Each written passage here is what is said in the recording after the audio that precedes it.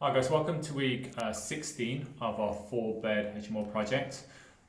So this week, it's really dragged out. We've had loads of issues with the builder. So what we're going to do this week is Ashley is going to talk you through some of the issues we've had and the solutions we've come up with. Okay, so let me turn the camera around and talk to Ashley. Cheers, mate. Thank you. So we're literally, I'll tell you what we can do. Quickly start at the front of the house. So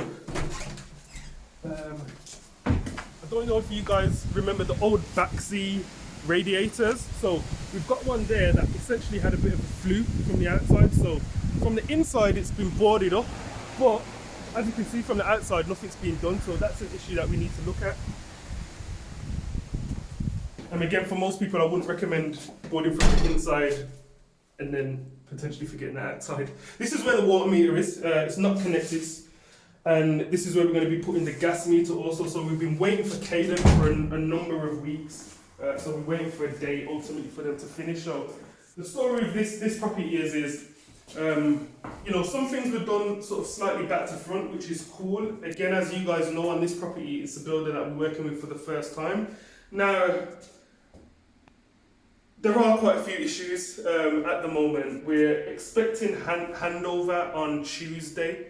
It's Saturday now, so we've ultimately given sort of a hard deadline now of Tuesday to get this property done and dusted, so we can have whatever handover in whatever condition the property is in, and then it means then that we can get some of our builders that we've worked with before, and we've got a few solutions to the issue. So we'll talk about probably one of them down here, which is this is where the old kitchen was. So you can see we've got the gas meter there, and we've got the old waste that ran through there. So ultimately we've been waiting for Caden for a while, so we need handover on Tuesday. So as everybody has other projects and other things happening.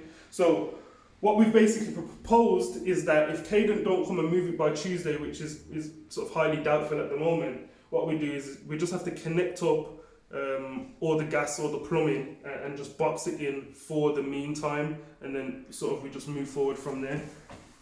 Walk into the corridor. I think it's fairly basic. We've got a new RCD unit there underneath the stairs. There's been a little bit of paint, but again it needs another sort of lick of paint just to freshen it up. Into the kitchen diner, which as you can see now is pretty close to being finished. So again, there's a sort of a few issues in here and stuff that we would look at as a matter of course with regards to snagging. So obviously, as you can see, we haven't got any door closers on there yet, or there's no intrumescent strips in at the moment, but that's perfectly fine for the minute. So this here behind here was sort of like a glass panel, which was boarded over, but you can already see that from the fresh plaster and paint, we've already got some cracks in here. So that's something that, again, will need attention. That's the kind of stuff that me and Sue are going to be all over, basically. On a new development like this, it's not acceptable. So we've got the kitchen units, which are for the most part in. So as you can see visually, again, pretty straightforward, white units, black countertop. One of the issues that we've got in here is builder on this project unfortunately didn't run the waste pipe. We would have obviously preferred the waste pipe, and it probably would have been much easier to just run the waste pipe underneath the wall back into sort of the original position that it was in. So again, I'm going to see what is done by Tuesday, and then I've already got a plan of what we can do and how we can rectify it. So out here, you would remember we were waiting for a little while for this glass window to be changed, so it has been done. And I don't know if in the last video the conservatory had come down. Hadn't. Okay, so the conservatory's come down, but unfortunately the conservatory floor has been left. So again, we've got to make plans for that, because with the amount of things that need doing, I think regardless of the snagging, there's still quite a bit that needs to be done, and I don't see a lot of it being done by Tuesday. And again, we've come to an agreement with the builder that ultimately we're sort of just going to have a hard stop on Tuesday. It's going to be handed back over. We then will, we've already got a plan to get the rest of the works actually completed. So we'll walk upstairs to. Extractor fan. So extractor fan. Okay, so one of the issues is that we didn't make, or there wasn't originally, didn't make space for an extractor fan. So it's something that we were told cannot be done, which again, when you effectively go back to brick, or you take everything can strip the house, it would be something that is a normal consideration, but it was overlooked. But it's okay. We can put what we can do is we can put a recirculating extractor fan in here. So ultimately, for me, if you're going to be using an extractor fan, it's going to be at a point where it's either quite hot around the area, or there's something quite smelly. So potentially you're going to have the window open anyway. So if you get an extractor fan and you can fit it retrospectively, that just recirculates the air around the room, and you've got a window open or a door open, then all the smells are going to come out of the room naturally. So we'll walk upstairs, so watch your footing up here too. So we finally got the stair lift up. So that's not one of the features that we normally have in a HMO, but it's all good. So, into one of the rooms where we have a stud wall. So, again in this room here, we're just waiting for the radiator to be installed. This here, we've got this here stud wall, which we obviously used to open up this room because this room is slightly smaller. Now, one of the bigger issues in this room is that we've highlighted to the builder is that there's only one plug socket. Now, for most bedrooms that we do now, we like to have around 4, don't we, 2? In a room of this size, I think 3 would be more than sufficient. So we've told the builder that we want a couple of sockets, a couple of electrical points on that stud wall there. So I'm hoping that is the reason why this floorboard's up and that floorboard's up.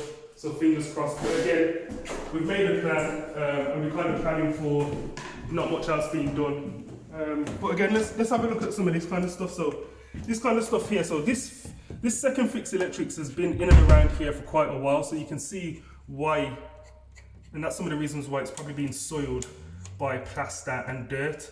But again, that there, I mean, I've got big fingers and I can't get them through, but pins can get through there, anything can get through there. That's not the kind of finish that you want, when you've spent quite a long time on a job.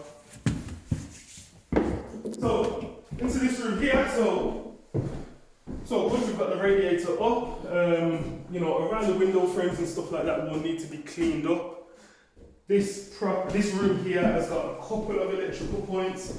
Again, we've requested at least one more electrical point in this room, but again, if it happens, it happens. If not, we've got a plan for it.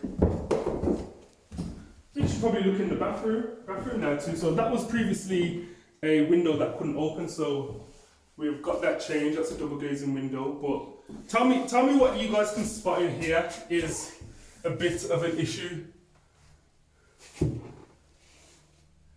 Like it's right next. They're right next to each other. It's the incorrect type of light for what we would want in this room. Ultimately, for a light like that, it's gonna probably have to be, a bit further over there. But let's be honest, this here is never in a million years gonna pass building regs. But on the plus side, it's a really nice shower, and it is a nice functional shower room. And then into the WC.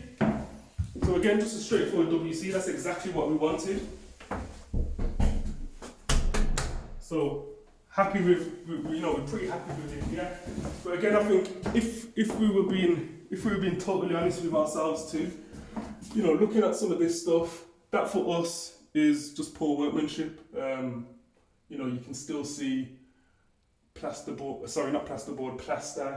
can still see quite a few imperfections. Up here is actually quite dirty. But the grouting. Yeah. So some of the grouting's cracking, which it's not what you expect at this point. And then even let's look at this light switch. So we've got a light switch here, but it's covered in a load of crap. But again, I'm not expecting that it's going to be rectified. And then into the main room.